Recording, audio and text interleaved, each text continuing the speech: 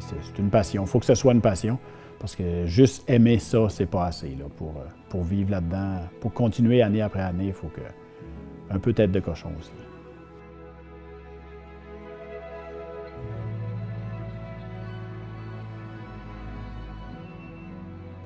Je fais du traîneau à chien depuis 25 ans et plus déjà. Mon principal revenu, c'est la menuiserie. J'ai ma petite entreprise de traîneau à chien depuis 14 ans maintenant, qui s'appelle Kiak Aventure. J'offre des randonnées de traîneau à chien chez nous, là, à Maria, dans la baie des Chaleurs. Dans mon chenil, j'ai une vingtaine de chiens. J'ai un mélange husky-malamute. À la base, c'était mes premiers chiens. Puis depuis quelques années, j'ai introduit les Alaskan. Alaskan Husky, c'est pas une race parce que ça n'existe pas vraiment comme race officielle, mais c'est vraiment une amélioration génétique là, du chien de traîneau. C'est des super chiens de traîneau. Les principales races de chiens de traîneau, de chiens de travail, c'est le husky sibérien, que le monde connaisse beaucoup. Le malamute d'Alaska, la principale différence entre le husky et le malamute, c'est la grosseur. Non, les Esquimaux canadiens, c'est les chiens qu'on retrouve là, dans le Grand Nord là, avec les Inuits. On va aller faire une petite promenade.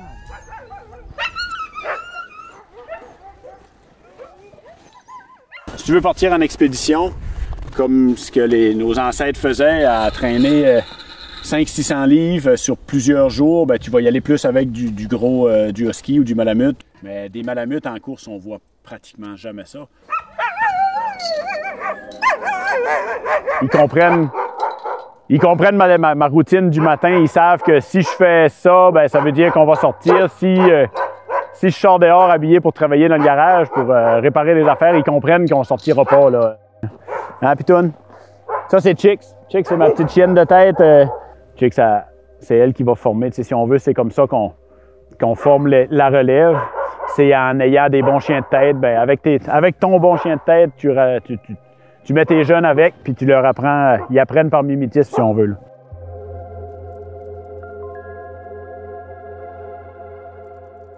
Travaillant en foresterie, un collègue de travail que je parlais avec une soirée, j'ai dit « Tu fais quoi l'hiver? » Il dit « Je suis guide de traîneau à chien. » Fait que je suis rentré pour la même compagnie que lui. J'ai fait un hiver pour cette compagnie-là, dans les Laurentides.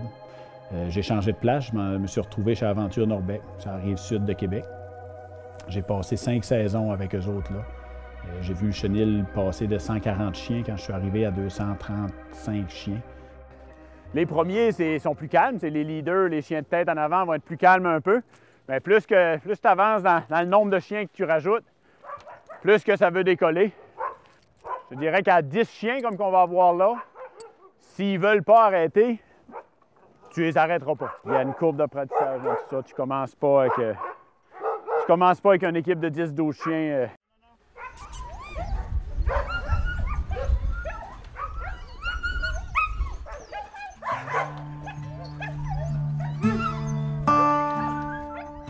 Foule de clients, les clients adoraient leur expérience à chaque fois. Ça m'a vraiment...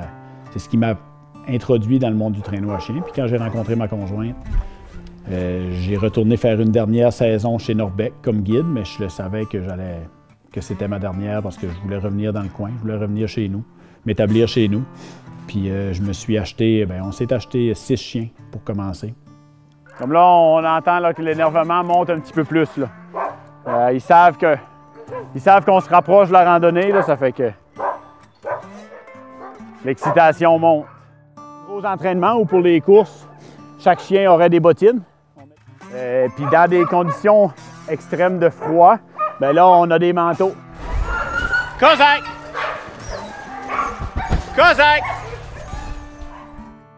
Je fais conduire des traîneaux à mes clients depuis 14 ans, depuis 13-14 ans, depuis que j'ai ma compagnie, puis je le faisais où j'étais aussi avant. Conduire un traîneau, c'est être capable d'arrêter puis de ralentir quand il faut le faire, puis être capable d'aider les chiens dans les montées et les virages. Fait que c'est vraiment une combinaison là, de... Le musher, qui est le conducteur du traîneau, fait partie de l'équipe autant que tous les chiens sur l'équipe. Il faut qu'il soit là en tout temps. Il faut qu'il soit prêt à bouger, prêt à aider, prêt à intervenir si jamais il y a des problèmes aussi.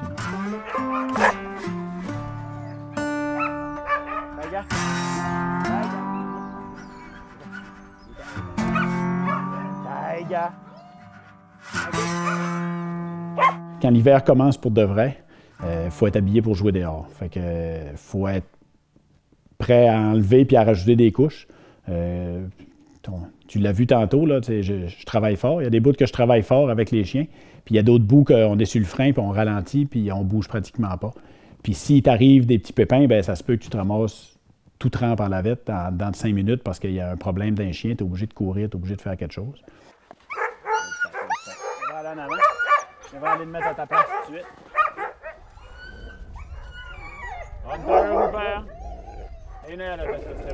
Bien, depuis quelques années, j'ai de l'Alaskan principalement, Alaskan Husky. L'Alaskan, c'est vraiment une amélioration des meilleurs chiens de traîneau qui a été faite principalement au Yukon et en Alaska. Le chien, en plus d'avoir une volonté et une drive incroyable, bien, il a un appétit à tout défaire. Il a des pattes solides. Ils ont un rythme cardiaque super lent. Même la langue du chien, qui est son radiateur. Un chien se refroidit par sa langue puis par ses coussinets. La langue de l'Alaskan est devenue de plus en plus grosse.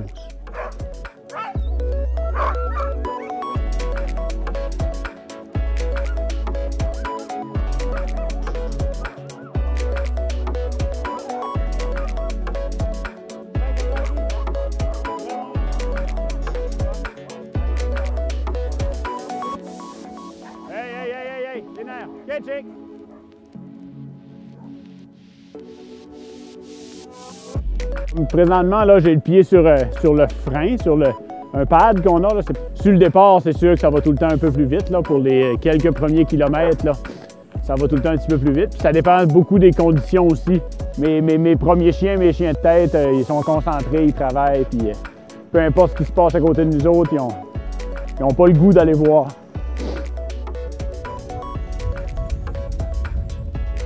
Dans la vie de musher, dans la vie d'éleveur de chiens de traîneau, il y a beaucoup de travail, puis je me le cache pas, puis ça me gêne pas de le dire, il y a une partie de chance aussi là-dedans. Là. J'en vois beaucoup du monde qui ont des chiens une couple d'années, puis qui s'aperçoivent que c'est trop, la passion s'en va, puis la charge de travail grossit, la facture grossit beaucoup aussi. Ben, avoir des chiens, c'est une affaire, mais continuer là-dedans pendant des dizaines d'années, c'est un autre. Il faut être un peu entêté aussi. Là. Je suis conscient que j'ai de la chance de ce côté-là. Là. J'ai la chance d'avoir ça, mais en même temps, la chance, tu as fait des fois. Là.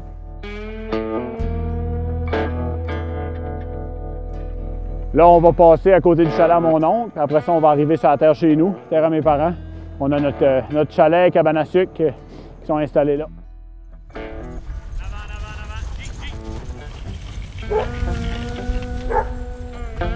Ici, on est sur la terre familiale, dans le 4e rang, à Maria.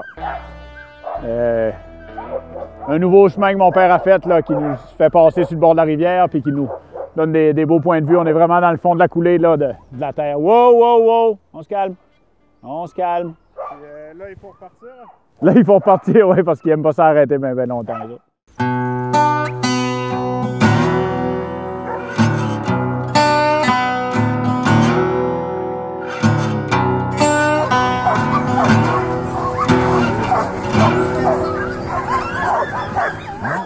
La Chic-Choc, c'est un vieux rêve là, de fonder une course de traîneau à chien en Gaspésie. C'est quelque chose que j'avais en tête depuis très longtemps. Sensibilise un peu les gens à voir comment on les aime, premièrement. Comment les chiens sont le centre de notre univers. Là. Tout ce qui compte, c'est nos chiens, puis leur santé, puis leur plaisir. Mais oui, ça a été... toute la population a vraiment adoré ça.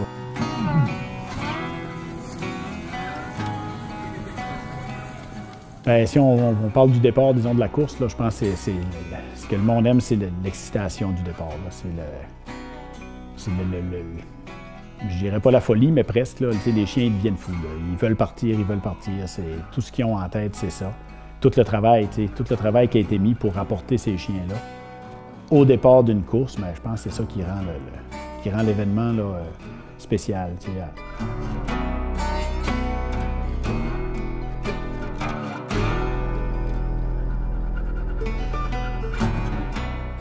Dans les courses, on va aider beaucoup comme ça, on va pousser. Et souvent, on a aussi des bâtons. Fait qu'en plus de donner un coup de patte, on donne un coup avec le bâton. Fait qu'on a tout le temps le but quand tu veux quand tu veux gagner, quand tu veux performer, c'est d'aider les chiens le plus possible. C'est l'épée. L'épée qu'on a au-dessus de la tête, on ne sait jamais qu'est-ce qui peut arriver. 3 jours avant la course, ils nous annoncent du 10-12 degrés, de la pluie, bien de valeur, mais on cancelle la course. Là. Et c'est la sécurité et la santé des chiens qui est le numéro 1.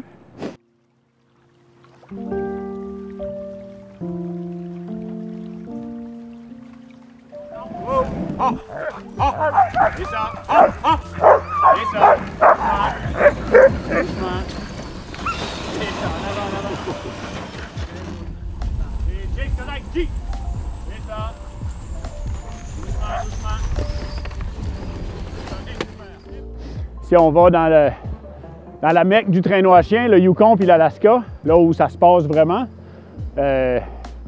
côté compétitif surtout, côté touristique aussi, c'est vraiment, en Alaska, quand tu vas en Alaska, tu veux voir les glaciers, puis tu veux voir les gros chenils de traîneau à chien. Souvent, là, ça fait partie du folklore, c'est leur sport national. Il y a beaucoup de gros chenils, des chenils de course principalement. Presque toutes les chenils touristiques font aussi de la course.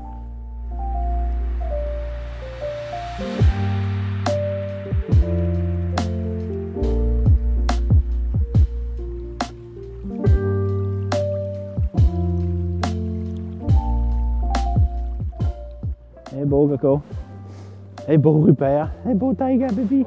Ben, c'est une de leurs récompenses. On va leur donner un petit snack aussi.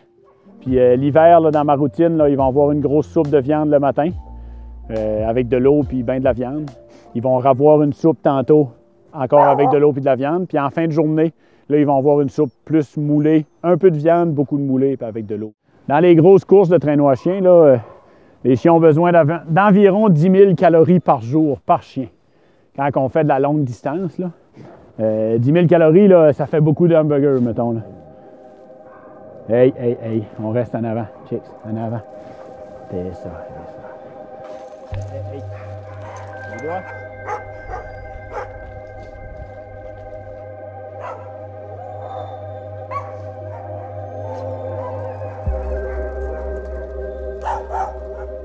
Très bas, viens à ta place.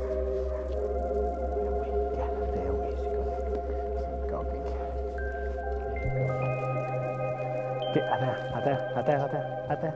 C'est ça. J'adore le fret. J'aime ça. J'aime ça. J'aime ça quand j'ai quelque chose à faire qui est le fun à faire au fret. Oui, on est une région nordique, mais par saison. On a la chance de l'avoir juste une couple de mois par année. Pour certains, c'est une chance. Pour d'autres, c'est plate. Mais...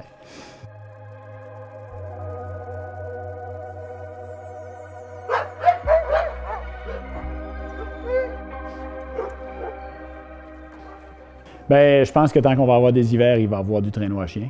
Je pense que les mordus vont se déplacer, vont déménager plus au nord pour étirer leur passion. L'avenir du musher va passer par la température, puis veut pas la température, bien, c'est à nous autres à s'adapter. S'il faut qu'on bouge pour continuer, on va bouger. Mais je pense que quelqu'un qui veut, il peut. Il faut juste que tu travailles des fois un peu plus fort.